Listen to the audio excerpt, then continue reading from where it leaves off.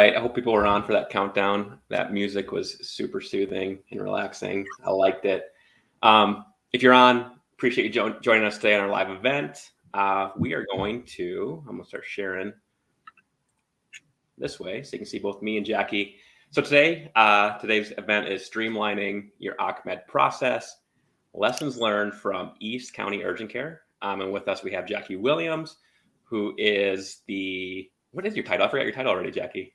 Operations Manager. Operations Manager at East County Urgent Care. Oh, it's right on screen there too. Duh. I'm Dusty. I'm one of the co-founders of Cowork Health. We specialize in occupational medicine. We have a software platform that clinics and hospitals use to manage their occupational medicine relationships. Today's gonna be an awesome webinar. I'm really excited about it. Jackie's a great client of Cowork, but she's also become a friend of mine. So I'm really excited to do this with her. And the great thing is she started at East County a number of years ago, and I'll let her tell the story, I promise. But she started a number of years ago where they were doing everything on paper, old school style. I know I'm stealing some of your thunder already, Jackie. But she's still there, and they're still improving stuff, and they're building an OCMED program there that is tough to beat. And so you all get to learn from Jackie and talk through that transition and what they've done, but then also what they continue to do. So it's going to be great. With that said, Jackie, could you introduce yourself a little bit and East County Urgent Care? Yep. Thank you for having me. So East County Urgent Care is an urgent care clinic in El Cajon, California, which is the eastern part of San Diego County. We've been in the community over 40 years. We were opened by an emergency medicine physician and are still physician owned. We think that's really important. A lot of our staff were born and raised in this area. So we're really, really committed to servicing the community that we think really deserves it. I've been with the company a little over 8 years. I started in the front office and sort of found my home here. And now I'm sort of running the practice. So yeah, that's East County Urgent Care. Cool. All right. So we're going to go through a few things, kind of step through the journey that Jackie has experienced with East County. And we've heard this from a number of groups, and they're living this right now.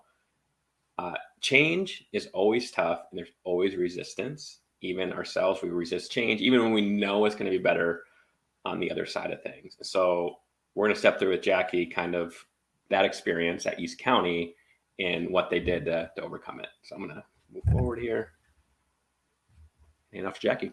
Yeah, so with a practice that's open this long, obviously people sort of get stuck in their ways. That's part of the challenge. We had a lot of technological challenges. We had some ego challenges. We didn't really have a clear definition of what it meant to have a successful OCMED program or what that would look like for us.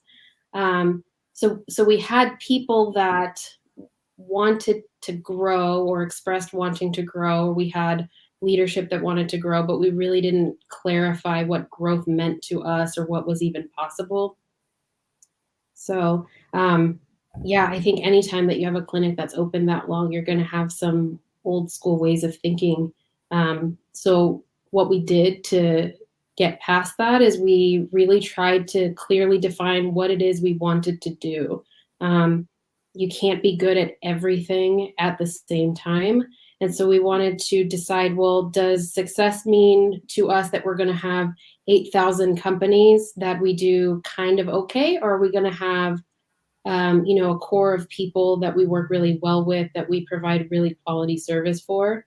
So once we defined that to the team, some of the people who didn't want to follow that vision were decided to take other opportunities or things like that, or maybe move to different positions within the company. So that sort of weeded itself out. We had some staffing issues, like I'm sure most people did, especially during the pandemic. And so we had to be more efficient, find a different way of doing things. We couldn't sort of stick to what we knew. And then once we sort of transitioned our process and defined the goal, we hired people that fit into that vision. Yeah, so one of the things you were talking about when we were kind of going through this is how when you define that vision, it kind of sounds silly at first. Like we have to define what ACMED is. Like, well, to define what it is for East County, and like you said, what does success look like for East County? Like, what do you want that program to be? And then you mentioned to me how when you did that as a group, you had a lot of people that kind of resisted that. And it's like, we're fine, we're doing okay. And We've always done it like this. Yeah. Yeah. They self-selected out. Yeah. For the most part. And that took time, I'm guessing. But could you speak a little bit more about like how did that look as a team? Like people self-selecting out, knowing you're going down, and now you mentioned now you're short-staffed, and now like, okay, now we have to do something. Can you speak a little bit more to that? Yeah. So at the time we had everything was on paper. We even had our protocols on a shelf, like a filing system, where we had to go, the front office had to go and pull those protocols each time someone came in. We didn't have a clear authorization process. We had no phone tree, so every call came through the front office. And so when people were kind of in their own area doing their own piece of the puzzle, they felt like, oh, well, it's working, it's functioning because we're able to get patients through. But once we didn't have enough people to fill those silos, it really revealed sort of where we had to pivot. And actually, I had to, at one point, absorb like a bunch of jobs. And so part of what happened was, okay, there's no support now. We got to figure this out today, or we're not going to be able to support our clients. So there was a lot that we had to pivot quickly. Yeah. Awesome. All right, let's keep moving forward here. And you started to talk about some of these systems and processes. And I'm going to pause for a moment. We had one. Hey, Amanda, thanks for asking your questions. I do want to encourage anybody listening. We are going to take live Q&A at the end of this. And so if you do have questions for Jackie or myself, feel free to put those in the comments and we'll try to get through as many of them as we can at the end. All right. So systems and processes, you were just talking about how you're short-staffed. It's basically you running ACMED now as a lone person. You are the team. And so you're forced to figure out, okay, this has to be streamlined. This has to be better. And so let's talk through some of those systems and processes that you kind of went through, kind of where you're at first, and then we'll get to kind of where you went to. Yeah. So we touched on a little bit about what was going on with paper. Even the physical forms, documentation, things like that were in stacks of paper everywhere, which wasn't even physically manageable. So we would lose one thing on someone's desk or another's desk if it didn't get turned into the right place, things like that. And then we talked about sort of siloing within the team. So we had people who were there a really long time who never had to report out to anyone else. They sort of handled their section of it, and it was really unclear what other people were doing. And then we had no like CCing, no accountability, transparency. So it was difficult to set expectations with the client. So we would have maybe one member of the team who would be marketing to the community, and it was sort of over customized in a way that we couldn't necessarily deliver all the time on. So we weren't able to be consistent. So what we did about that is, first of all, we moved as much as we could to paperless. So we digitized as much as we could. So that means authorizations, we went to eFax, we went to digital sign-in. We changed our phone tree to make sure that people were routed to the right department instead of waiting on hold forever. We tried to consolidate as much as we could where there was duplicate work, because like you were mentioning, in some periods of time, there was really only one person who was able to touch things. So it used to be that we would do charge entry and reporting in separate steps. So you were touching that chart multiple times. So we had to make that into one step. We had to add our company protocols into the EMR system so that we weren't looking for files on the wall, and that we weren't going to one person for whatever knowledge they just kept in their brain about it, so that the front office could register the patient, and then digital registration, digital authorizations, all of those things we had to do because there was really no possible way that one person or two people could really manage that workload. Yeah. One of the things I loved hearing from you talking through this is, again, going back to, for a little bit there, you were the only person doing a lot of this stuff. And so you experienced the other roles and what were the pain points? What were the trouble areas of that process? Mhm.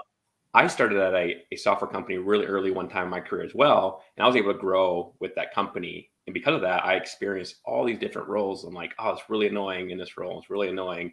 I think that made me a better manager once we kept growing in that. It sounds like you had a similar experience there.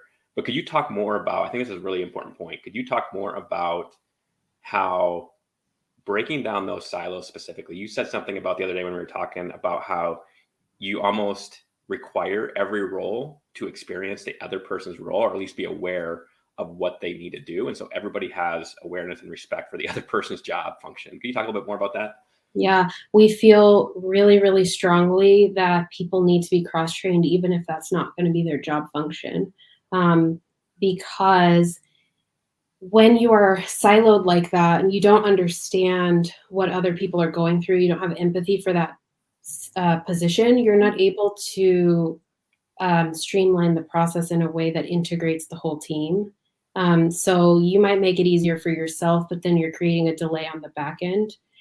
So we really strongly believe that everyone needs to understand what other people are doing. We believe in transparency and training and support. It's you can't really function as a team without that. Yeah. Yeah. All right. Awesome. All right. Full transparency. I was hesitant to do this next part of the presentation, but Jackie encouraged me and said, no, cowork health is a huge part of this process update. It's really improved how we function. And so Jackie's going to walk through really quick how they use cowork health, which I'm a co-founder of, in their day-to-day practice to kind of digitize some of these processes. So first, digital authorizations. Yeah, so the way that our authorization process worked before is that we would have maybe a form that we gave out to employers that they could print and write on, and some cases we'll still do that if people are not very tech savvy. But it became an issue where you had to interpret handwriting, you had to interpret what they meant by the service. So there was a lot of calling back and forth between the employer and the front office, which caused delays in registration. Our ECUC Health program is integrated with our urgent care program, so we have multiple lines of service all being seen at the same time. So it becomes very, very challenging if you don't have clear authorization. So we use the authorization function of CoWork daily, all day long. And what is also nice about it is two-way communication. So the employer could log into CoWork and put that authorization whatever time. It doesn't need to be during our open hours. And before, they really kind of had to communicate when there was someone that they could talk to directly.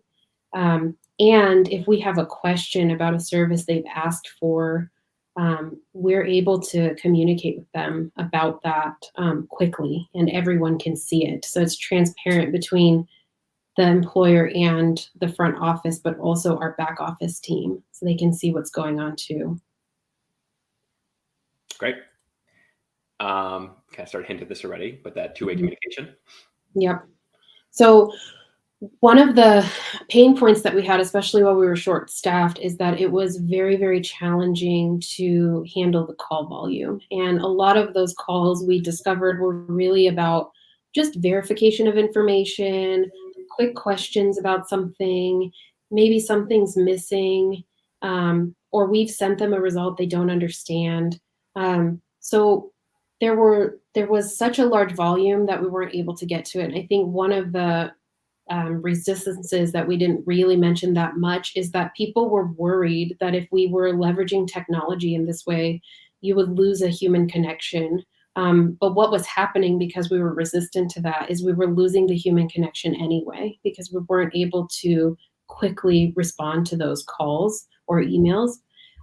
So having it in one place means that multiple people on the team can answer those questions. It may be that the front office has a little downtime right now, or our back office admin team has a little downtime. We can support each other and everyone can see what's going on there, but also that the employer can refer back to it. So, I mean, two-way communication is huge for us. Awesome. I just saw a comment about the presentation freezing up. Hopefully not many are experiencing that. Good, someone to confirm it's not. I just want to remind everybody, you will get a recording of this as well. And so if you see some freezes or whatnot, hopefully the recording will be smooth and you can rewatch it when it works for you. Awesome. Let's keep going here. Actually, before we do, you kind of hinted at this, but one of the things you communicated with this part of it is, when we were talking, is the perspective of a manager.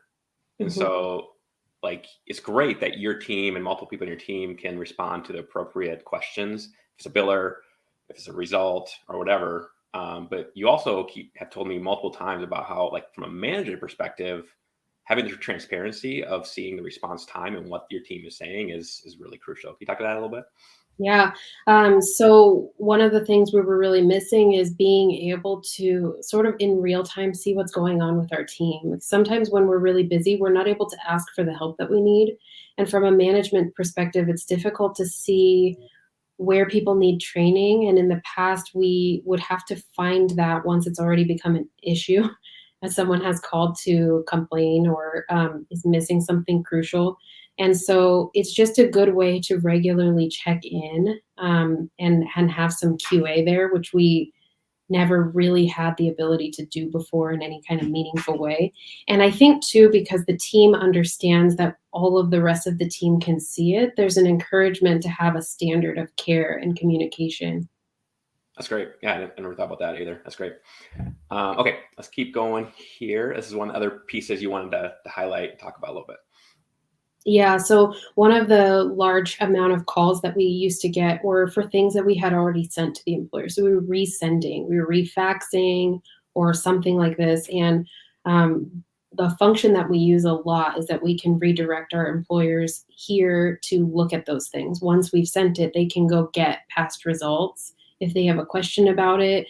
This is especially handy for our healthcare facilities that use us, because there are audits where they have to go and get that physical form, and maybe they didn't file it or forgot to put it in the correct place. And now they have access to that when they need it, and it's searchable. In the past, there were sort of like file folders and things like that where they weren't easily searchable if we needed to go retrieve something that happened in the past. The same for invoices. People want a payment history and things like that. Now both sides can see what's happening there.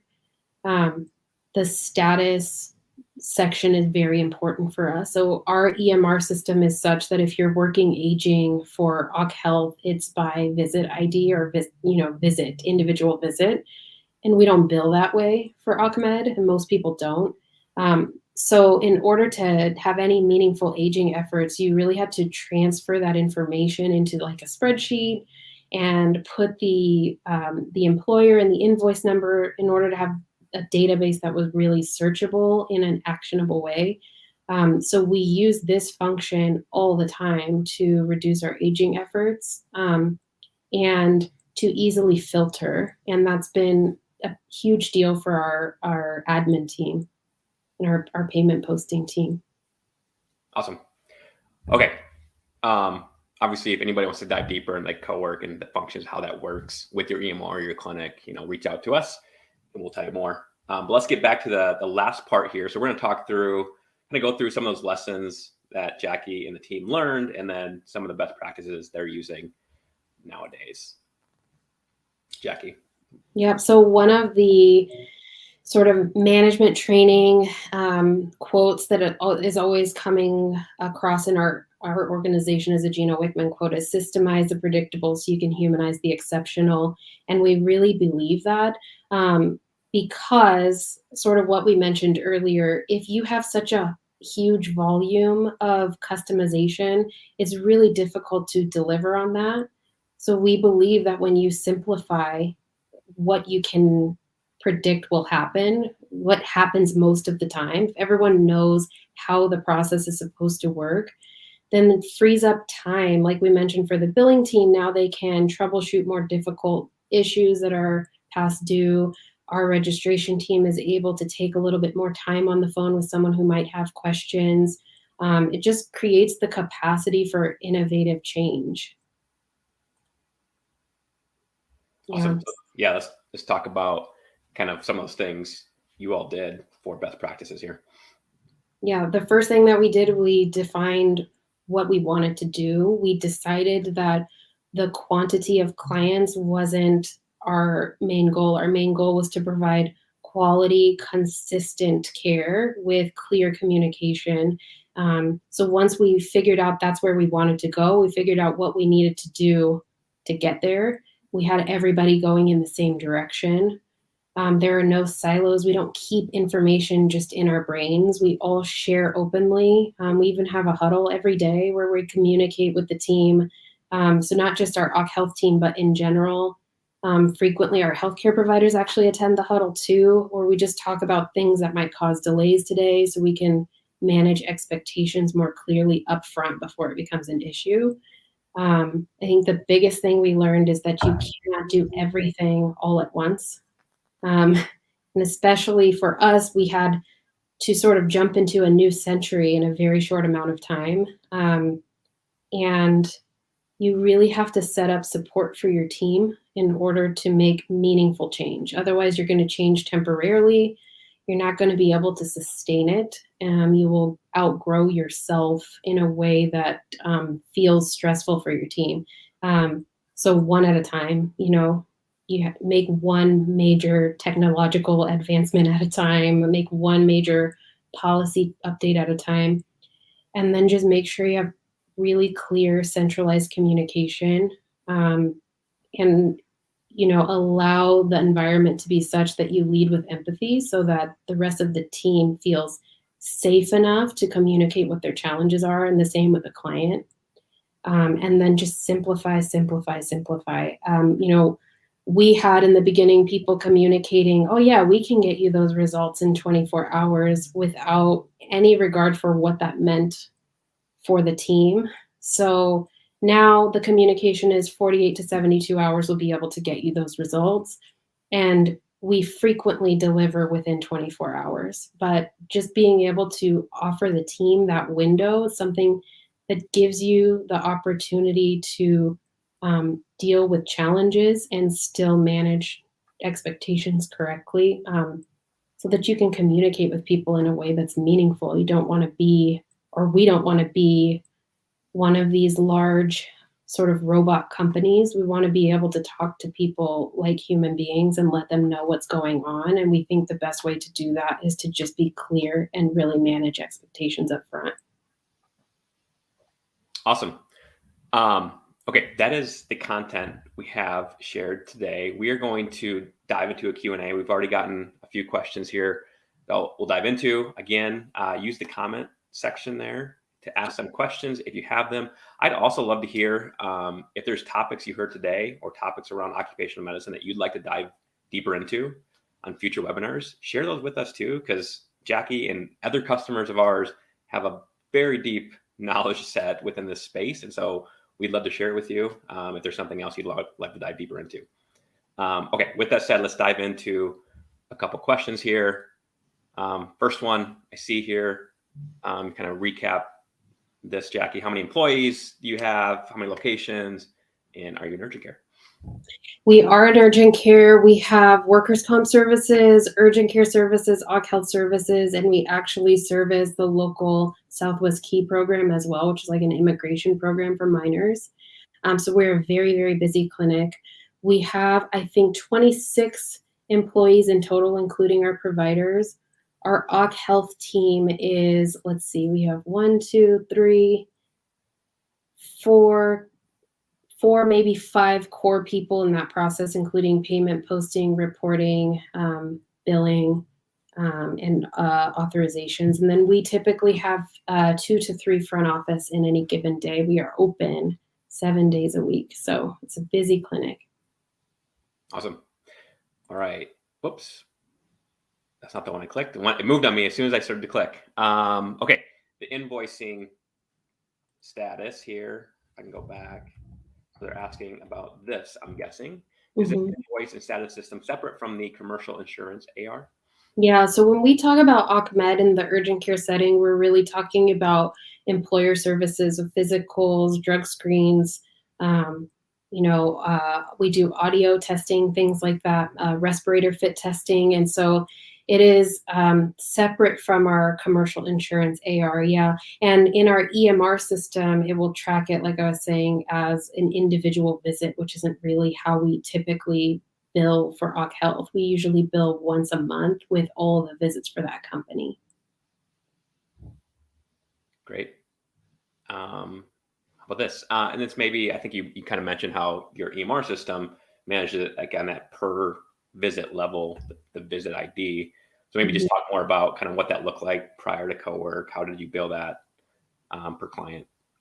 Yeah, paper everywhere. So what we would do is we would accept the charges daily. They would be visit by visit, and then you would invoice by company monthly.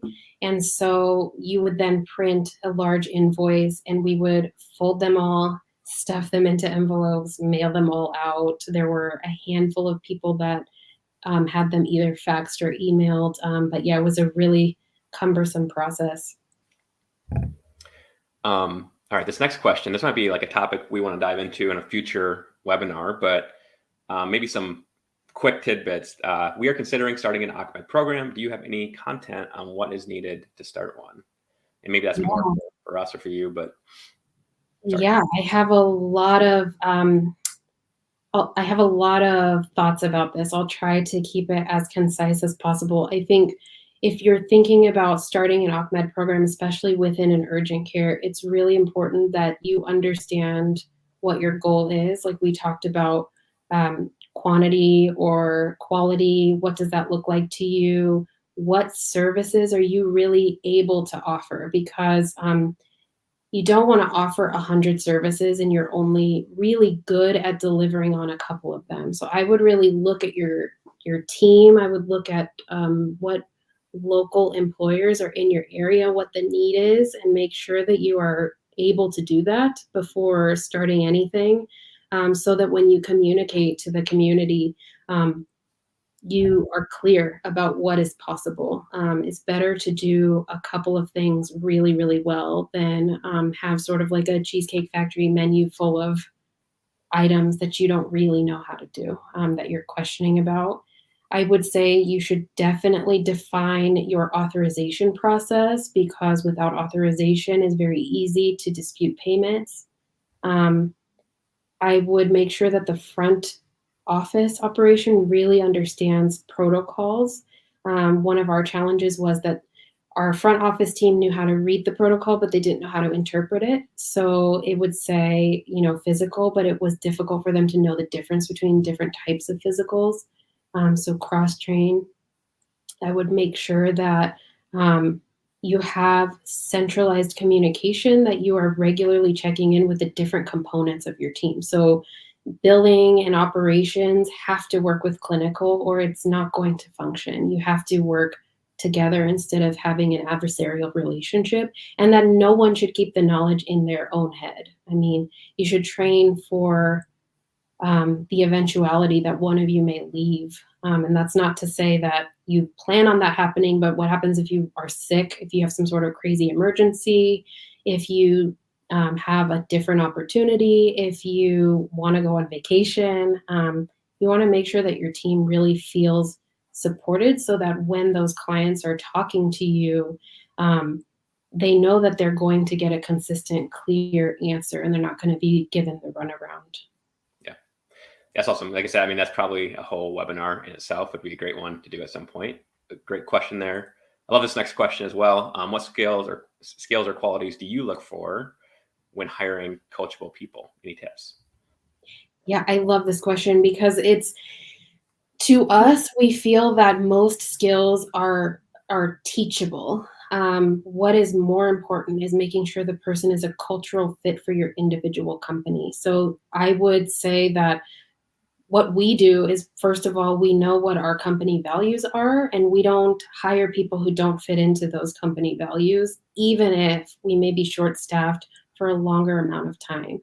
Because for us, it's about having really good people who stay for a long time. And we've been really, really fortunate that at East County Urgent Care, a lot of people do. I've been here about 8 years.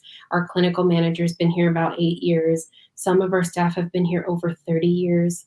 And so what it is for us is people who are able to take accountability, people who are kind, empathetic, compassionate. We look for people who are organized, but even that could be taught to a certain degree. And we just look for good human beings who treat other people like human beings. Awesome. Question about the type of services that you primarily do in the OCMED. Actually, our exams regarding immigration are separate from our OC Health department. So what we do in our OCMED programs, we do a lot of DOT physicals, we do lots of drug screens, breath alcohol tests, we do health screenings for those healthcare facilities, we do back exams, lots of manufacturing in our area. So we do a lot of back exams, we do lumbar x-rays, chest x-rays for TB. Yeah, I think that's the bulk of we do audio, we do respirator fit testing. So that's the bulk of our OCMED business. Great. Next question. Do you have specific hours, OCMED hours, separate from your urgent care hours? And are your exams scheduled or walk-in? Yeah, our OCMED hours are shorter because we have to follow federal guidelines. We want to make sure we can accommodate the patient. We don't want our staff to have to stay until midnight. If someone has a difficulty providing enough urine for a drug screen, for example. So our clinic is open Monday through Friday from 8 to 7. Our OC Health program closes around 4. And then exams are scheduled and walk-in.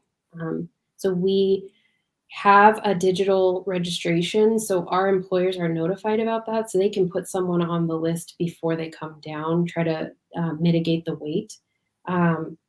Or they can walk in if it's more convenient during business hours. Great. Yeah. We're also open weekends, so that helps too.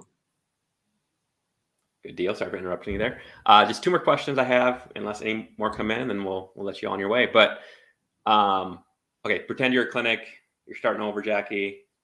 You're doing everything old school. Where do you feel like the best place to start is? Where would you start if you had to start all over again?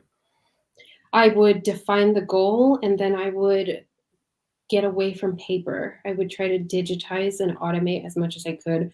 Taking on new technology is really challenging, especially because a lot of the portals are not integrated. But start where you can, do what you can with what you have. Try to digitize what you can, standardize what you can. Get a really comprehensive training program going to support your team. And really get an understanding for what their challenges are. And, I wouldn't dictate to people. I would have them participate in building that program together. Great. Another question pop up here. How about your experience with TPAs, larger TPAs? Do they refuse to use co-work? Yeah, some of them. We've been able to get a couple of our contacts into co-work from TPAs, but I think for us, it was really getting the bulk of our clients to use a platform that made sense to them so that our team had the time to individualize, correspondence with TPAs. That's a good question. It's really challenging to get people to sign on to a new portal, especially with a company that large. Sure. Great. All right. Last one I got here right now anyway is you mentioned, training earlier in the presentation. How do you build a comprehensive training program? Like, where do you begin for that? When people talk about training, it really lights me up. I feel really, really passionate about comprehensive training. And the reason is when I started, because so many people had been here as long as they had, there was not really any training program. It was sort of like you got to learn on the fly, figure it out. And I don't think that is a good way to set your team up to stay. And so for me, building a training program, we built one for the front office first, and then we sort of branched out from there. And what you have to do is, one, really try to lead with empathy. Think about the way that people access information, because it's not enough to make a training guide that makes sense to you. You have to think about how people will access that. So what we did was we really sat in the positions, we really talked to the people who have to do the job to decide what was most important. And we threw everything at the wall and then we pared it down until it was what was essential. You can leverage really easy, mostly free pieces of technology in order to do that. It doesn't have to be fancy in order to be effective. And then I would talk to your team about how they learn, or at least observe how they learn. Some people are going to learn better by doing it, but you should still have a reference material that they can go back to. And then centralize that and digitize it so that they can go get it during their workflow. If you have a big binder full of training that's paper, they're not going to use it in a rush. That doesn't make any sense. So I would just look at your operation and think about not only how can I educate them, but how can I give them something to go back to? Great. We did have one more question come in here, so let's see if we can answer this one. Are you now paperless with ACMAT employment exam and PPD state forms? Are all the forms in cowork? And MA and providers, do they use tablets in the exam rooms to retrieve and save final exams in cowork? So we are mostly paperless. There are a few things that come in here or there, and what we've done is we've built in the common forms to our EMR system. So they will document in the EMR the way that they would for any other patient and populate those fields that need to be populated, and we will print it for the patient on the way out if they need a copy. This way it's already attached to the chart. So yeah, most of our documentation is paperless, and the provider will sign it digitally. Yep, and to clarify, that happens in the EMR today. That happens in the EMR, yeah. And for reporting purposes, we're able to easily get that as a PDF, so we can report that to the employer. Yep. Well, great. That is all the questions. I see some great questions today. Appreciate the engagement. Again, we thank you for joining us. If you do have ideas, so my email address is on here. If you do have requests of future content you'd like us to walk through, we'd love to hear your ideas. If you want to dive deeper into the Cowork Health platform, we'd love to meet with you on that as well. But again, thanks for engaging. Thanks for joining us. And we'll see you next time. Thanks, everybody. Thanks, Jackie. Thanks for having me. Great. Thank you.